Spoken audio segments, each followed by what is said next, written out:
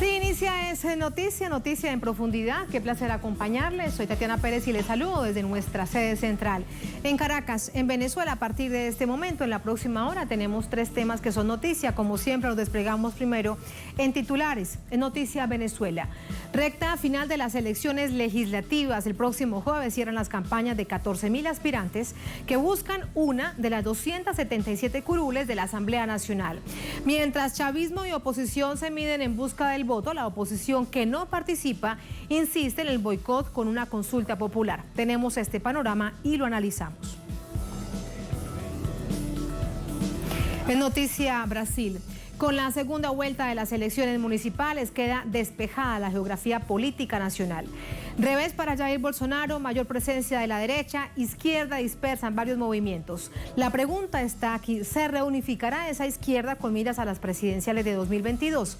Lo analizamos. Y en Noticia Cuba, el canciller de este país, Bruno Rodríguez, denunció que el gobierno de Estados Unidos está involucrado directamente en el financiamiento de acciones de desobediencia civil y actos ilegales contra el orden público dentro de la isla. Esto a propósito de una supuesta huelga de hambre de un grupo de jóvenes que reclamaban la liberación de un ciudadano sancionado por desacato. Tenemos detalles y profundizamos en ello. En Noticia que así comienza. Bienvenidos, bienvenidas.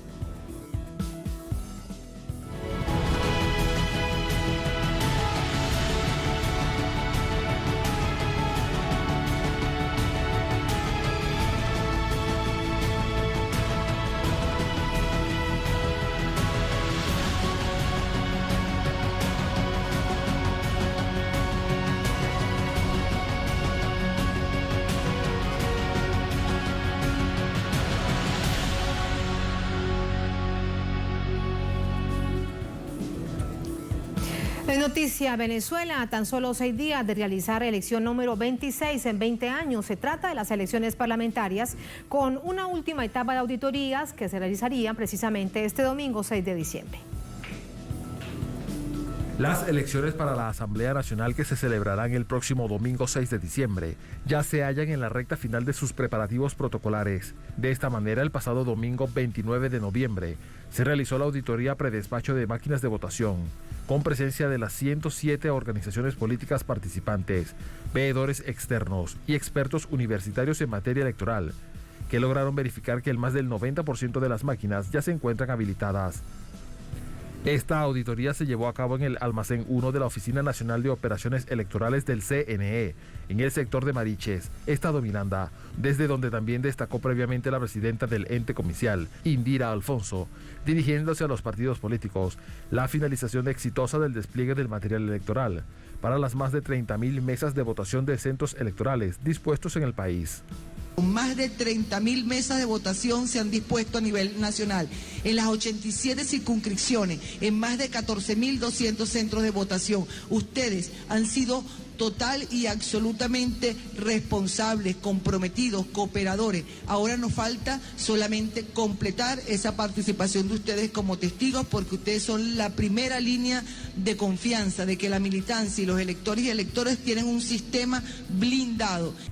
En el marco de estas elecciones, 107 partidos políticos, que culminarán sus respectivas campañas el próximo jueves 3 de diciembre, han demostrado su confianza en el trabajo del CNE, agrupados en 3 principales alianzas partidistas: el Gran Polo Patriótico, que es la gran tolda oficialista del país, la Alianza Democrática, conformada por los partidos de oposición de la derecha, y la Alternativa Popular Revolucionaria, reunida en torno al tradicional Partido Comunista de Venezuela.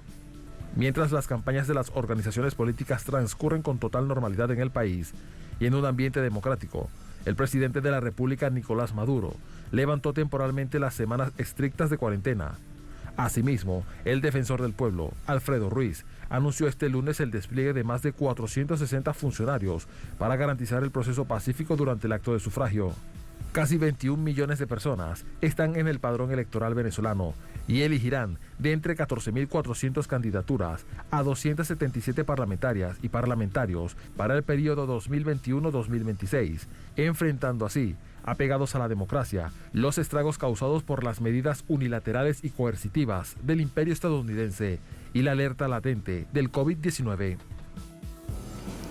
Ahí están los hechos, vamos a entrar de inmediato con el análisis en todo este hecho, recordando que hay campaña hasta solamente el próximo jueves 3 de diciembre. Con Félix Roque, analista político, magíster en Relaciones Internacionales, profesor, escritor y abogado constitucionalista. Félix, ¿cómo te va? Buenas noches, buenas bienvenido. noches, ¿cómo está usted? ¿Cómo le ha ido? Muchísimas gracias, Félix. El panorama electoral tiene dos grandes diferencias. Uno, lo que vemos interno, en un contexto de elecciones nacionales, como en cualquier otro país, y un contexto internacional.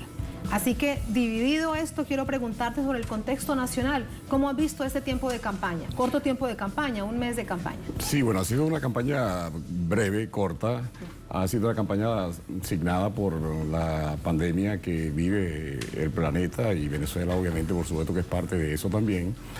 Y desde que inició, hemos visto una campaña, si se quiere, atípica, ¿no? En las otras 25 elecciones uno estaba acostumbrado a ver mitines gigantescos, marchas por todo el país. En esta oportunidad ha sido una campaña... Incluso en unas legislativas también era así. Incluso en las legislativas, porque el pueblo venezolano en estos últimos 20 años... ha sido convocado 25 veces a procesos electorales. El escritor uruguayo Eduardo Galeano decía que el comandante Chávez era un hombre tan democrático que vivía haciendo elecciones y que cuando no había elecciones las inventaba, ¿no? Y bueno, nada, nos acostumbramos en los últimos tiempos a participar en procesos electorales. Desde que nos dimos el texto constitucional en el año 99, y cuando estrenamos la democracia participativa, protagónica, corresponsable, cuando el pueblo fue empoderándose de estos procesos, inicióse ese proceso turbulento de elecciones en todas las instancias, no solamente presidenciales, a gobernadores, alcaldes, a diputados, a diputadas. En las comunas, en los consejos comunales, se realizan elecciones permanentes y constantemente. Por tanto, existe ese fervor a lo interno por participar del proceso electoral. Tanto que históricamente, diríamos que en la llamada Cuarta República, las elecciones parlamentarias se caracterizaban por niveles de abstención o de no participación muy elevados.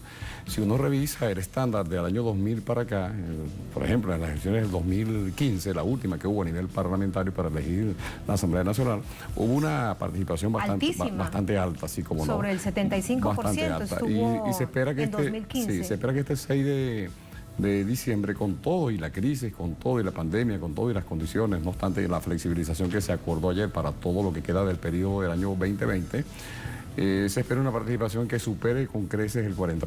Sí, en todo caso además te lo pregunto también en el contexto histórico de cómo vota el pueblo venezolano, y es esa campaña de no ir a votar. Sí, yo creo que... No es nueva en Venezuela, pero también tiene su historia.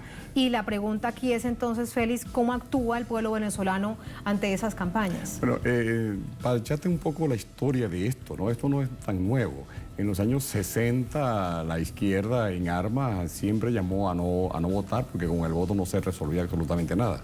De hecho, en los años 70 se escribieron dos pequeños libros, uno Votar para qué, otro El voto nulo, que fueron consignas que lanzó un sector de la izquierda revolucionaria y socialista en Venezuela como una ola de protesta ante lo que era la burguesía, Fede Cámara, los partidos políticos tradicionales, ADECOPEI, etcétera, ¿no?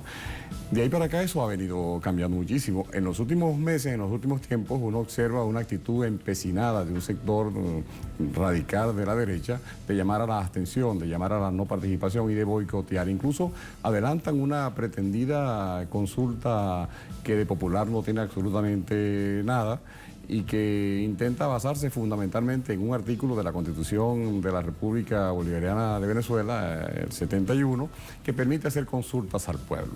Pero no es el caso que está previsto acá. Aquí está previsto constitucionalmente elegir una Asamblea Nacional, ahora con más de 200 parlamentarios, en donde la participación incluso minoritaria está garantizada, porque en los acuerdos políticos que se hicieron, se permite ahora la representación proporcional, el método Hong inclusive, para los partidos que obtengan poca cantidad cantidad de votos, y entonces aquello de que el ganador se lo llevaba todo, ya esto se cambió, como se cambiaron también algunas condiciones de participación, se cambió la estructura del CNE, se cambió en... Y cambiaron los rectores del CNE. Los rectores, inclusive, hay ahora un conglomerado de 2 rectores de la oposición, 3 rectores que de una manera u otra representan la posición oficial del país.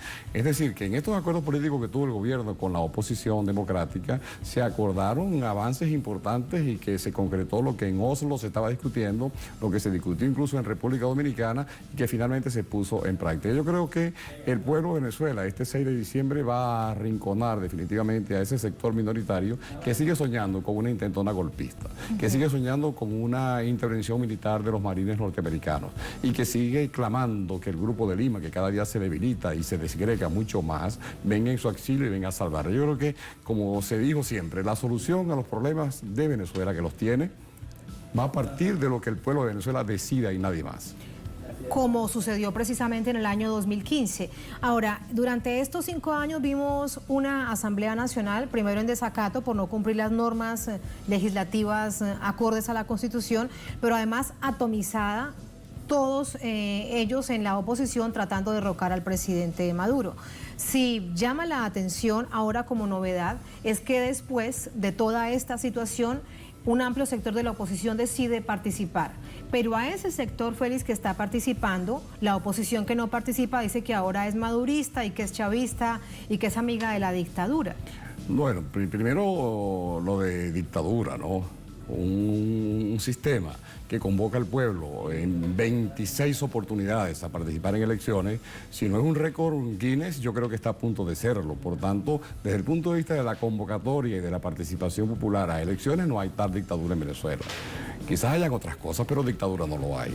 Por eso digo que ese sector que se empecina en hacer ese llamado a la abstención y al boicot no tiene razón de ser. Hay una oposición democrática que ha entendido que el pueblo de Venezuela quiere la paz, quiere la solidaridad, quiere la alternativa, quiere salidas democráticas y posiblemente las va a conseguir.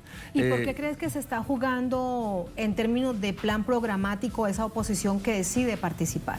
No, yo pienso que esa oposición que decide participar ha entendido que su futuro, que su destino, que su liderazgo está enclavado en lo que son los principios constitucionales de participación en las elecciones, de soberanía popular, de elección directa de sus parlamentarios, en este caso, y luego en el año 22 de sus gobernadores y de sus alcaldes, como está incluso previsto, y en el año 25 la elección presidencial, como también está pautada en el cronograma electoral. Yo entiendo que esta oposición que participa ha comprendido los errores garrafales que se cometieron en el pasado, ese llamado a derrocar a Maduro en los 6 meses, es ese llamado de que ya estás listo y te vas, es decir, todos los planes que los diversos presidentes que tuvo la Asamblea Nacional, desde el señor Ramos Alú, el mismo Borges, señor Guaidó, el señor Borges inclusive, fracasaron.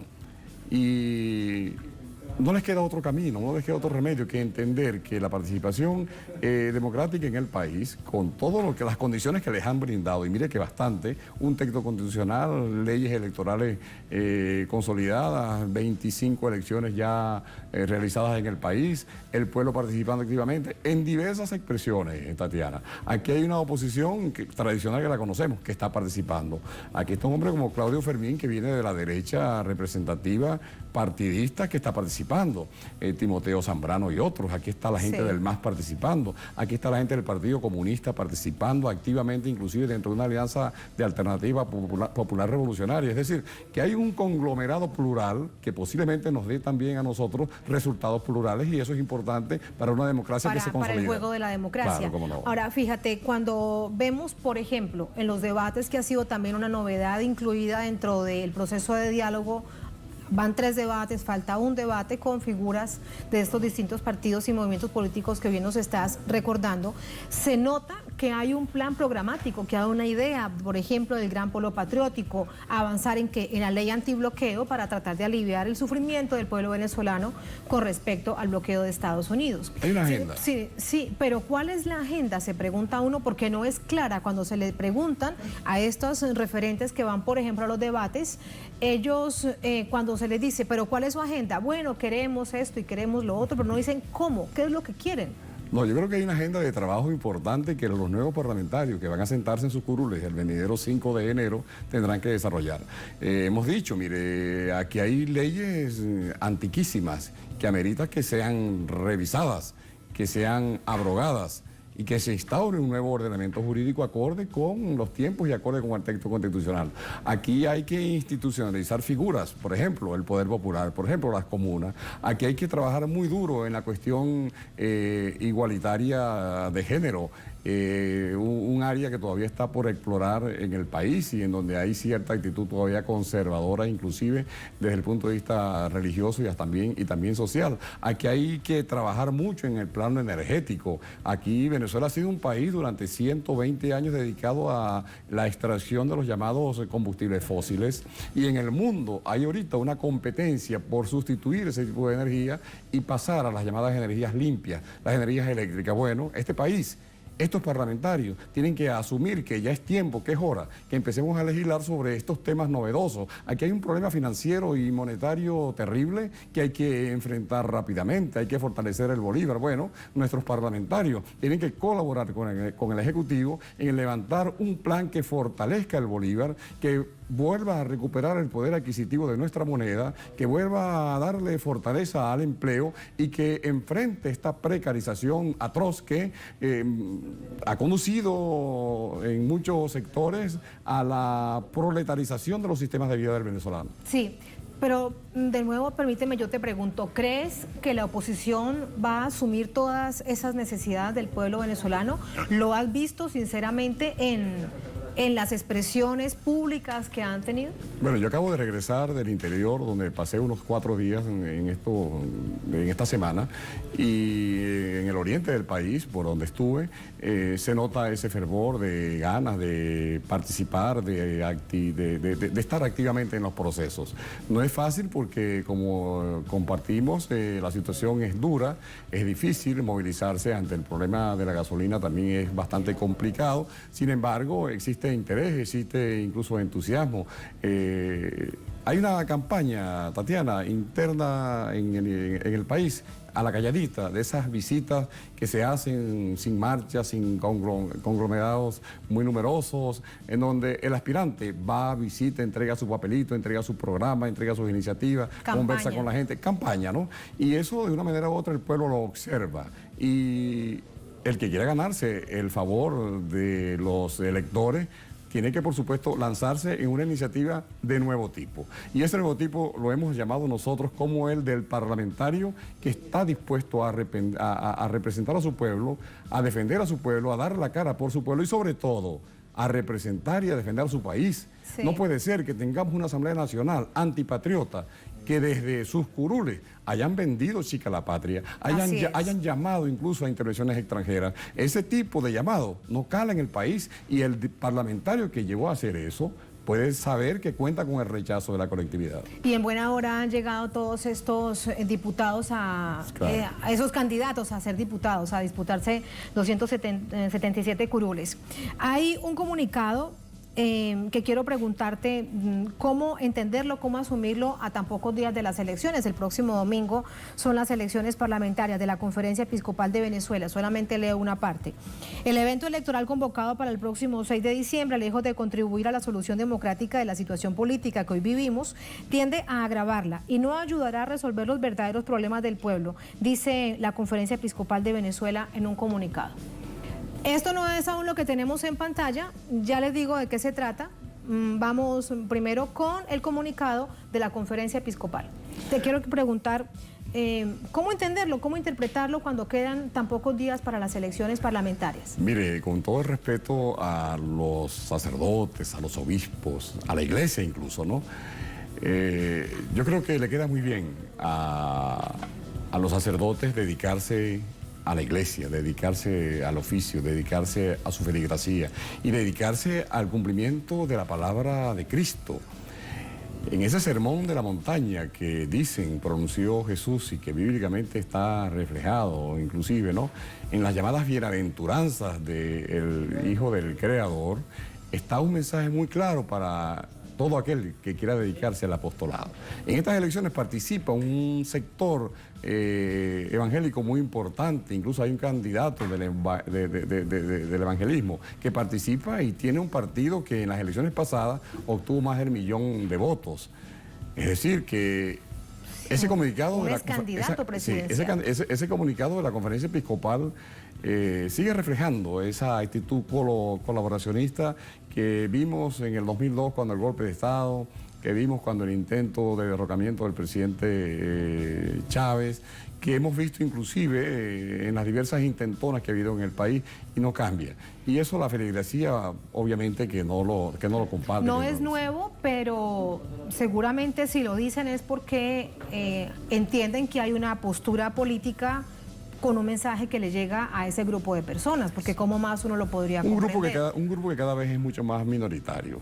Ahora, recientemente uno pudo ver en las expresiones populares con relación a la beatificación del doctor José Gregorio Hernández, que el pueblo ya no fue a las iglesias, estuvo en las iglesias, acompañó a José Gregorio, acompañó la obra incluso apostólica de este nuevo santo del país y lo hizo con el amor, con el cariño, lo hizo sin ningún tipo de dogmatismo ni ningún tipo de actitud sectaria. No lo hizo con maldad, no lo hizo con egoísmo. Y en ese comunicado si algo hay es esa actitud de egoísta, revanchista, de no querer entender que hasta en el fervor religioso las cosas han cambiado notablemente. Para finalizar con este comunicado, el que ya teníamos en pantalla, dice: son necesarias e importantes todas las iniciativas como la consulta popular propuesta en la línea del artículo 70 de la Constitución Nacional que nos estabas precisamente relatando, Félix, que es el plan de boicot que tiene el señor Juan Guaidó, porque justamente comienza esa consulta popular por una semana al día siguiente de las elecciones parlamentarias. Ahora, vean ustedes en pantalla un comunicado de la Cancillería de Venezuela. Allí está, y tiene todo que ver con ahora, Félix, el aspecto internacional. Venezuela denuncia las ilegales acciones del gobierno de Estados Unidos al imponer medidas coercitivas a la empresa de tecnología china CIEC con el fin de afectar proyectos en favor de las y los venezolanos en vísperas de las elecciones parlamentarias del 6 de diciembre. Félix, hablamos ahora. Esto ha salido esta noche precisamente y hablamos entonces de más estrategias para tratar de desestabilizar el proceso democrático que vive el país. Bueno, los Estados Unidos tienen una administración que le queda un mes y 20 días, ¿no?, en el poder. Ya sabemos que el 20 de enero el señor Joe Biden asume el poder en los Estados Unidos y la administración Trump pasa a la historia, ¿no? Y por supuesto pasa de una manera incluso muy triste. En estos días, los últimos coletazos imperiales pretenden en todo caso obviamente afectar a nuestro proceso y afectar a nuestra soberanía.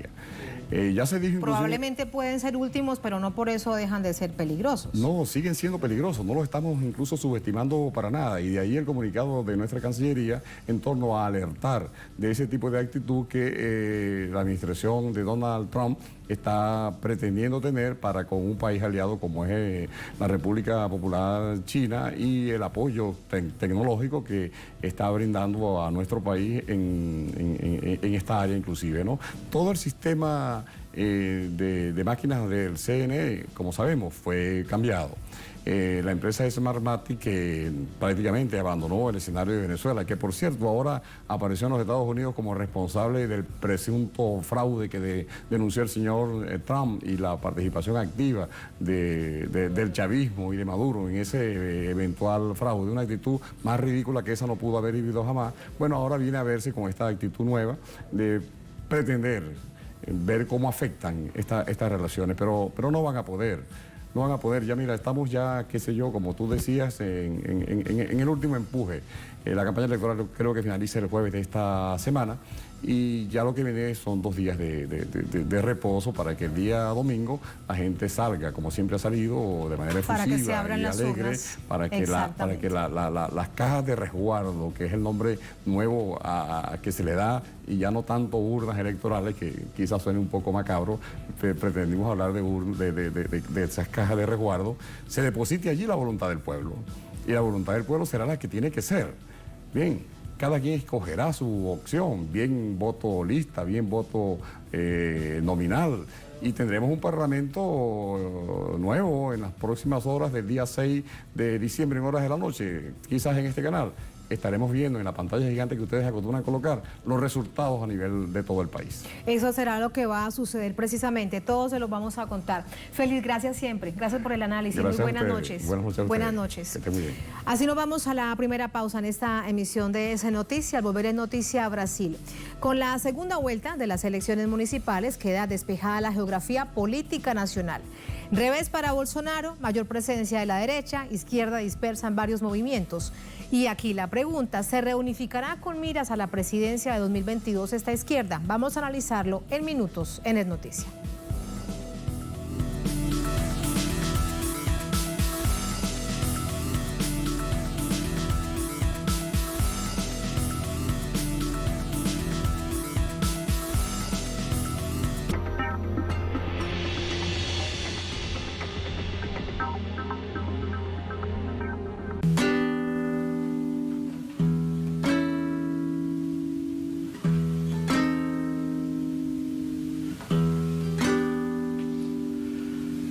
Hacer de mí con pedazos,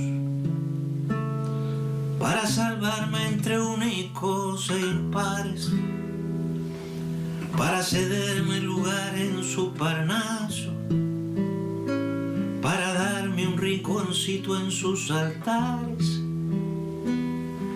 Me vienen a convidar a arrepentirme, me vienen a convidar a que no pierda. Me vienen a convidar a indefinirme, me vienen a convidar a tanta mierda. Yo no sé lo que es el destino, caminando fui lo que fui. Haya Dios que será divino, yo me muero como viví.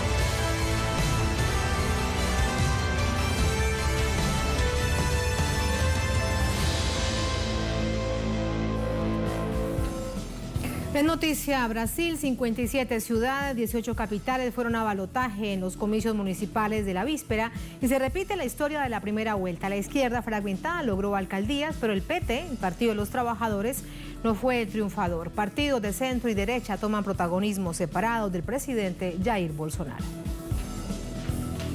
57 ciudades definieron a su alcalde en una segunda vuelta este 29 de noviembre, entre ellas 18 capitales. La centroderecha triunfó en los mayores colegios electorales del país. En Río de Janeiro, el exalcalde demócrata Eduardo Paes derrotó al obispo evangélico Marcelo Crivella, ficha del presidente Jair Bolsonaro. Mientras, en Sao Paulo, el candidato del bolsonarismo tampoco prosperó. Allí el centroderechista Bruno Covas, del Partido de la Socialdemocracia Brasileña, fue reelecto, derrotando al candidato de izquierda, Guilherme Boulos, de la mano del Partido Socialismo y Libertad. la izquierda sufrió un duro golpe en antiguos reductos progresistas. Recife, con la candidata del Partido de los Trabajadores y ahijada política de Lula, Marilia Arraez. Porto Alegre, con la candidata Manuela Dávila, del Partido Comunista de Brasil. Y la capital, Vitória, con João Coser, también del PT. El PT, considerado por muchos años como el principal referente, ganó en 4 de las 15 ciudades en las que se midió en esta segunda vuelta y obtuvo más del 40% de los votos en 9. Sin embargo, es la primera vez que no gobernará ninguna de las capitales desde 1985. Aún así mantienen la esperanza. En Twitter, la presidenta del PT, Gleisi Hoffmann, escribió: "El segundo asalto demostró que la izquierda sabe pelear.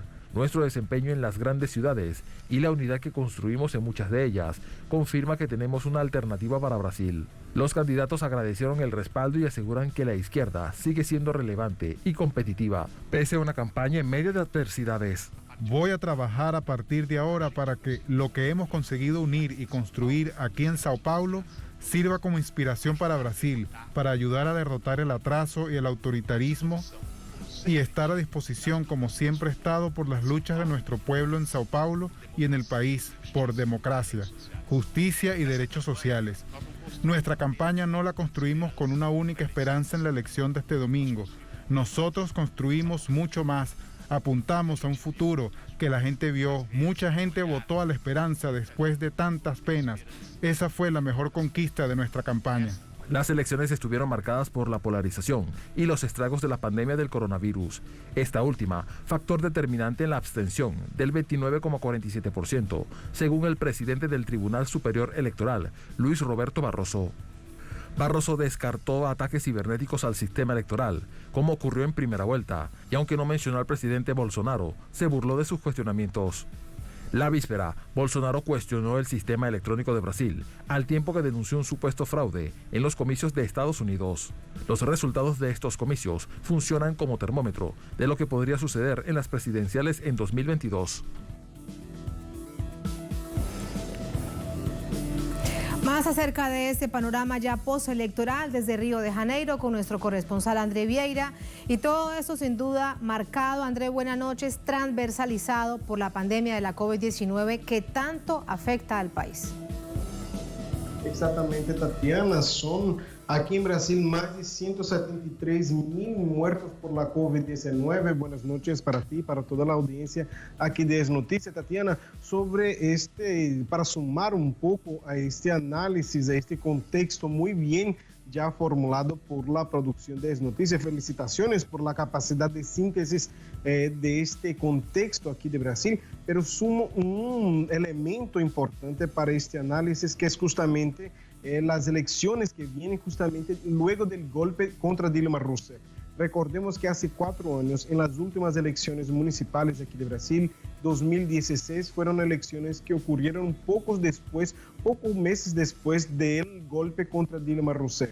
En este momento también, en el 2016, la Operación Lava Jato, esta operación comandada por Sergio Moro, comandada también con participación directa de la prensa, que estaba pautando a los noticieros en este entonces, también estaba en su momento máximo, o sea que existía todo el contexto de persecución, así denuncian los analistas, de persecución a la izquierda, y en este momento la izquierda fue muy mal en las elecciones pasadas, en las elecciones municipales del año 2016. Ahora, en esas elecciones tampoco la izquierda volvió a crecer, pero la izquierda por aquí se afirma que se estancó la sangría de la izquierda, que vivía todo ese proceso de persecución por parte de la justicia, que actuaba de forma política, también por los medios de comunicación, y que daba espacio justamente a la derecha en las elecciones pasadas, pero en esas elecciones la derecha se consolida, la extrema derecha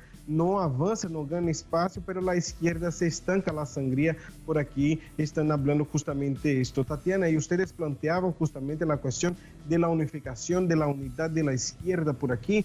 Por ejemplo, hay un ejemplo muy bueno aquí en Brasil que viene justamente del norte, no de esta región aquí del sureste, pero que viene desde arriba, del norte de Brasil, de la Amazonía, donde Edmilson Rodríguez del Partido Socialismo y Libertad salió en una fórmula con el Partido de los Trabajadores, con Edilson Moura, quien es vicealcalde ahora elegido de la ciudad de Belén. Ahí fue un ejemplo muy importante una vez que se mueve estas piezas políticas, el PSOL, el Partido Socialismo y Libertad, ahí tienen el protagonismo, pero tiene al PT en la misma fórmula, y ahí esta fórmula de izquierda ganó frente al discurso del bolsonarismo. Ahí triunfó el discurso de la protección de la Amazonía, de la defensa de los hombres y mujeres del campo, de la floresta, de la selva. O sea que es un ejemplo muy importante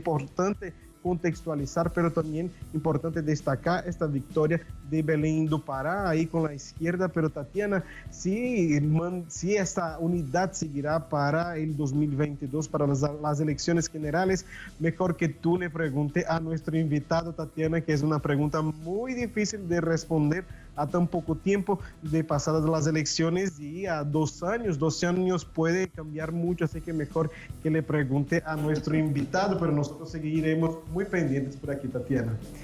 De inmediato, Andrés, me voy a preguntarle esto a nuestro invitado porque es la pregunta planteada en titulares. Andrés, gracias por entregarnos más de este panorama postelectoral. Buenas noches.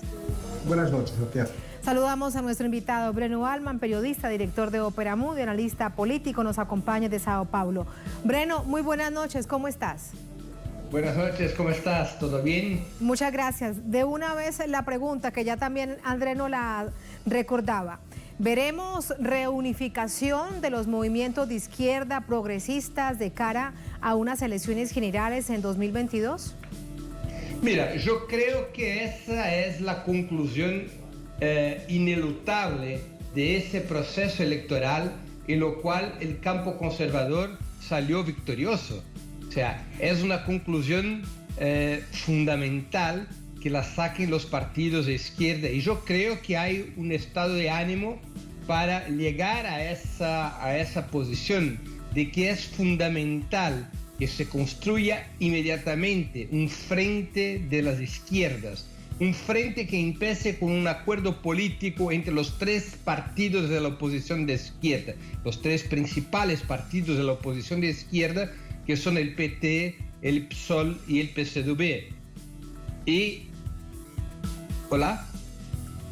que esos 3 partidos sean capaces también de atraer los movimientos sociales, los sindicatos, para construir un programa común y establecer una mesa nacional que permita articular una candidatura única para 2022 y candidaturas únicas en las provincias, porque en 2022 también se elige en Brasil los gobernadores de provincia, lo que nosotros acá llamamos de estados, y también los senadores. 1/3 del Senado va a ser renovado en 2022. Además de eso necesitamos de ese frente de izquierda también para coordinar y unificar las luchas sociales, porque Brasil bucea en una crisis muy grave, una crisis económica y social, y hay que unificar los partidos de izquierda, los movimientos sociales, también para coordinar esas luchas, para coordinar la resistencia contra Bolsonaro, para coordinar la reacción en contra las medidas neoliberales, las reformas neoliberales que el gobierno Bolsonaro está anunciando y que seguramente significan sacar aún más derechos y conquistas del pueblo brasileño. Breno, ¿qué crees que fue lo que sucedió con estas elecciones con el Partido de los Trabajadores? Mira, hay que llevar en cuenta que hubo un golpe de Estado en 2016 y un largo proceso de defensa estratégica, como se dice en el lenguaje militar. O sea, un periodo de reculo de las fuerzas populares, y como todo periodo de derrota hay mucha confusión, hay mucho desánimo, hay mucha división entre las fuerzas populares, hay mucha discusión de balances, y eso se estableció entre las fuerzas de izquierda en Brasil y también dentro del interior del Partido de los Trabajadores. Además, yo creo, y te digo con mucha sinceridad, que hay una confusión política, a mi juicio, sobre la línea política que debe ser seguida. Creo que aún no ha madurado o no estaba totalmente maduro antes del proceso electoral la línea del frente de izquierda. Había mucho la idea de que cada partido podría tener sus proyectos, tener su lógica, como se pasó en otros periodos de nuestra vida política. O sea, la imperiosidad del frente de izquierda a mí me parece que no estaba claro para el Partido de los Trabajadores y no estaba claro también para los otros partidos de izquierda. Y eso llevó a una división en el campo de izquierda y en muchos casos llevó a conflictos internos entre las fuerzas populares que las debilitaron delante de la derecha bolsonarista y delante de la derecha neoliberal. Finalmente, la derecha bolsonarista, aunque Bolsonaro tenga perdido peleas importantes en ese proceso, fue la derecha bolsonarista, su alianza con los partidos más fisiológicos de la derecha, que logró más avances en ese proceso electoral, más incluso que la derecha neoliberal. De todas formas, el campo conservador salió victorioso y uno de los factores fundamentales de esa victoria del campo conservador, yo no tengo duda, es la división de las fuerzas populares, es el estado de confusión política y de desánimo político que aún no ha sido superado y un desánimo provocado por derrotas sucesivas desde 2016, cuando hubo el golpe que derrotó a la presidenta Dilma Rousseff. Breno, te escucho con total atención y me pregunto si habrá la más profunda y sincera reflexión precisamente de este escenario, como nos lo estás diciendo, en estas fuerzas progresistas, entendiendo lo que se juega solamente dentro de 2 años el país, si habrán hechos en los que trabajen por la unidad. Mira, yo creo que sí, incluso porque no hay otro camino. Cualquier otro camino que no sea de la unidad es un camino suicida, es un camino que va a llevar a la derrota, a una derrota aún más dura que las derrotas que tuvieron las fuerzas populares en los últimos años. No hay ningún activo, no hay nada más valoroso para las fuerzas populares que su unidad programática, unidad electoral, unidad en la lucha popular. La unidad es un factor decisivo para que las fuerzas de izquierda, incluyendo el Partido de los Trabajadores, que sigue siendo el principal partido de la izquierda, la unidad es decisiva para que la izquierda pueda tener capacidad de polarización político, social y cultural, para que la izquierda pueda enfrentar en todos los territorios a las fuerzas conservadoras, para que la izquierda pueda maximizar su capacidad organizativa y su capacidad electoral. Eso es decisivo. En ese momento en la izquierda brasileña no hay ningún partido, ni mismo el Partido de los Trabajadores, que sigue teniendo 2/3 de los votos de las fuerzas populares. No hay ningún partido que aislado sea capaz de garantizar que una representación política de la clase trabajadora esté en la segunda vuelta de las elecciones presidenciales cercanas y que pueda ganar a la ultraderecha. Es necesario la unidad para que se construya esa representación política en condiciones de victoria, para que se pueda hacer el enfrentamiento político-social, para que se pueda organizar las movilizaciones. La unidad es el elemento estratégico esencial. Y yo creo que las lecciones de ese proceso electoral que se encerró ayer domingo, yo creo que esas lecciones caminan todas, confluyen todas para esa percepción de que la tarea principal de las fuerzas populares, la tarea principal de los partidos de izquierda es la unidad, la construcción del frente popular, la construcción de un frente de izquierda, de una frente patriótica y de izquierda que sea capaz de enfrentar el neofascismo y el neoliberalismo en nuestro país. A ello tienen 2 años, tal vez menos, pensando precisamente en tiempos y en organización electoral. Gracias, Breno, gracias por ese análisis. Muy buenas noches. A la orden, buenas noches. Buenas noches. Así nos vamos a la última pausa en esta emisión de ES Noticias. Volver en Noticia Cuba. El canciller de esta nación, Bruno Rodríguez, denunció que el gobierno de Estados Unidos está involucrado directamente en el financiamiento de acciones de desobediencia civil y actos ilegales contra el orden público dentro de la isla. Esto a propósito de una supuesta huelga de hambre de un grupo de jóvenes para reclamar la liberación de un ciudadano sancionado por desacato. Tenemos detalles y los analizamos al volver en ES Noticias.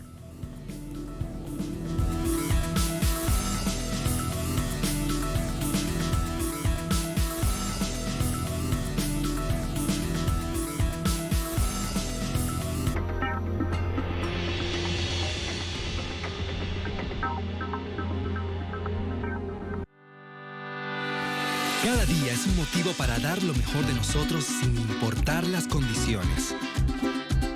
Nos esforzamos para lograr un futuro mejor. Estamos convencidos de que apostar por Venezuela es el camino correcto. En cada desafío nos guía el amor por lo nuestro. Porque Venezuela se construye voto a voto. Es momento de unirnos y decidir nuestro futuro. Este 6 de diciembre, que cada motivo se convierta en un voto. CNE, tiempo de elegir. Pretenden establecer una dictadura comunicacional. Pretenden la unicidad de voces, pretenden el discurso único y en ese sentido tenemos que luchar por la libertad informativa, por la pluralidad de voces y tenemos que preguntarnos qué es lo que no quiere ver Macri en la Argentina, que dice Telesur. Nuestra señal vuelve a la televisión digital abierta del pueblo argentino para seguir siendo eco de sus luchas.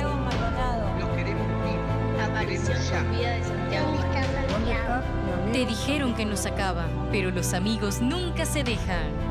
Telesur, nuestro norte es el sur.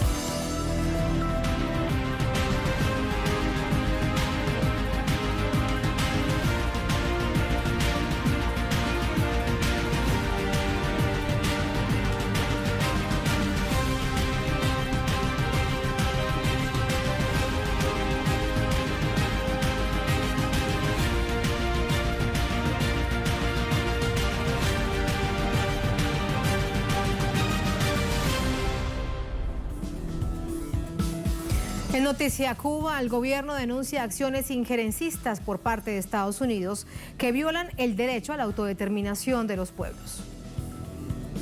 Miles de personas se movilizaron este domingo en las calles de La Habana con la finalidad de manifestar su desacuerdo con el denominado Movimiento San Isidro, un grupo de supuestos cultores que ha sido acusado de seguir orientaciones del gobierno de Estados Unidos.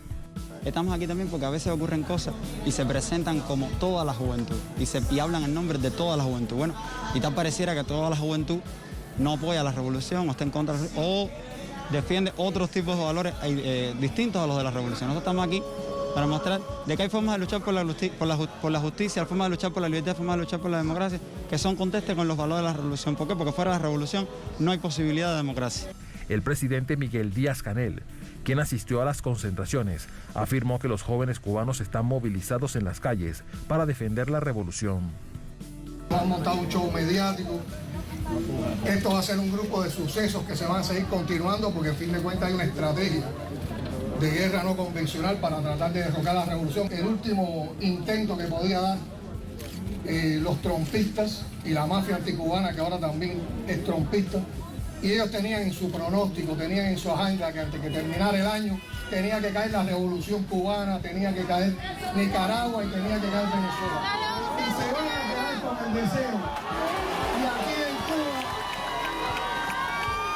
en Cuba se van a quedar con el deseo porque nuestros jóvenes están en la calle. El canciller cubano denunció a través de su cuenta Twitter que el encargado de negocios, Timothy Zúñiga Brown, máximo representante de la diplomacia estadounidense en la isla, sería el responsable de estar incitando a actos ilegales contra el orden público. Al mismo tiempo calificó de inaceptable el intento de injerencia orquestado por el gobierno de la saliente administración Trump. De acuerdo a intelectuales cubanos, como el ensayista e investigador Enrique Ubieta Gómez, el llamado Movimiento San Isidro, parte de un entramado de blogs en Internet financiados por Estados Unidos, construyeron una matriz de opinión victimizando al ciudadano cubano Denis Solís, con el objetivo de obtener la atención de medios internacionales hegemónicos y desestabilizar el proceso político que vive la isla desde enero de 1959. El presidente saliente Donald Trump y altos voceros de su administración han sostenido contra Cuba un discurso extremadamente violento e intolerante desde su llegada al gobierno en enero de 2017. Vamos a profundizar en esto con Pedro Jorge Velázquez, bloguero, estudiante de periodismo, nos acompaña desde La Habana. Pedro, ¿cómo estás? Bienvenido, buenas noches. Gracias, Tatiana, aquí un gusto estar contigo. Muchísimas gracias. Pedro, son en 60 años múltiples estrategias que aplica el gobierno de Estados Unidos en contra de Cuba, en contra de la isla. ¿Por qué ahora esta y de esta manera? ¿Qué es lo que hay detrás? ¿Qué es lo que debe escudriñarse para entender? Bueno, son los últimos coletazos de la era Trump, hablaba ayer el presidente. O sea, decía que ya queda poco, acaba de salir Biden y hay una política marcada para que Cuba no continúe un año más, o sea, para que la revolución cubana no se mantenga un año más, porque cada año se promete que la revolución cubana se va a caer, que no va a quedar rastros de ella, y cada año se incumple con esa promesa que se hace tanto desde el Partido Republicano como desde el Partido Demócrata, porque a ambos lados hay una estrategia común de desestabilización, aunque sea por métodos distintos. Uno es por métodos de una negociación, de una forma más activa, con el hecho de darnos la mano, de tratar de ir insertando algunos de sus políticas más inteligentes, y otro es mediante esa política rapaz que ataca a Cuba constantemente. Y con respecto a la juventud, ¿por qué crees que se usa de nuevo? Si bien recordamos años atrás la estrategia del zunzuneo, seguramente bien la recordarás para traerla a colación. ¿Por qué ahora con este grupo de jóvenes, que entre otras cosas aparecían personas que no decían directamente estar acompañando la supuesta huelga de hambre, pero que sí pedían atención del gobierno? ¿Fueron tal vez usados por ingenuidad política en una situación tan delicada? La juventud claramente es la generación que le toca continuar los valores, los hechos que fue concretando la revolución, porque la juventud misma fue quien hizo la revolución. Y negar que hay una espontaneidad de la juventud cubana por defender eso es negar la espontaneidad misma de la juventud. Claramente ese es el sector donde está enfocado toda la lucha, que incluso agrupa a las redes sociales, y las redes sociales tienen una función, una serie de algoritmos de cómo llevar a estos jóvenes a este discurso, a esta narrativa X, que presupone abrir las manos a todo lo que tiene que ver con las políticas neoliberales, y entonces se vende este tipo de discursos, se vende este tipo de acontecimientos que están ocurriendo de una forma en que no queda otra arista, o sea, el que disiente va a ser opacado. Los medios hegemónicos agrupan toda la información y dicen qué es lo que está ocurriendo, y por eso toca investigar, toca informarse para no caer en esas falsas noticias. Veíamos los titulares fuera de Cuba. ¿Cuál es el titular real? Teníamos además imágenes, mientras nos entregabas esta reflexión, de la víspera. Allí están. Hubo una multitud de jovencitos, de jovencitas, gente que llegaba a esta plaza en La Habana a expresarse, pero también vemos que por ejemplo, tipo de acciones, ahí sí resultan ser invisibilizadas. No la supuesta huelga de hambre. Exactamente, ese hecho que ocurrió ayer, la tángana en el Trillo, en el Parque Trillo de Centro Habana, fue un suceso totalmente espontáneo, fue un suceso de una naturaleza colectiva que mostró cómo un grupo puede organizarse. Yo no fui de los principales organizadores de esta actividad, pero fui de los que aportó ideas desde un grupo de Telegram, y los principales organizadores se movilizaron, buscaron cada aditamento de la logística, cada instrumento que hiciera falta, diseñaron, convocaron, llevaron en las redes sociales para que el que sintiera espontáneamente, el que sintiera en el corazón el germen más genuino de la revolución fuera allí. Y detrás de esto sí, los medios han tratado de invisibilizar, de decir que no fue espontáneo, y lo que fue allí, lo que ocurrió allí sí fue espontáneo, lo que ocurrió allí fue una autocrítica al seno mismo de la izquierda. Yo creo que hubo una renovación del discurso político desde la izquierda. Los jóvenes encontraron un espacio donde podrían no solo asumir su postura al lado de la revolución, sino también buscar de una manera crítica, una crítica desde el marxismo, buscar esa unión en los problemas que también vivimos los cubanos en el día a día y tratar de defender a esos grupos vulnerables que se pone a defender la oposición en algunas ocasiones, porque en la silla que no nos sentamos los revolucionarios se sienta la contrarrevolución. Entonces ahí se defendió las comunidades LGBTI, se defendió la comunidad negra de Cuba, se defendió la comunidad de las mujeres, todas estas grupos vulnerables que necesitan ser empoderados. Para despedirte sobre lo que estamos viendo a través de la inmensidad del mundo virtual, como por ejemplo los blogs, las distintas redes sociales, WhatsApp, todas estas redes. Entonces, a manera de conclusión, es que Estados Unidos, en este caso el gobierno de Trump, no cesa en la intención de permear esos sistemas. ¿Qué hacer para estar alerta ante una situación de esa? Más allá de cada quien piense lo que quiera pensar y creer, es cómo no afectar la autodeterminación de un pueblo.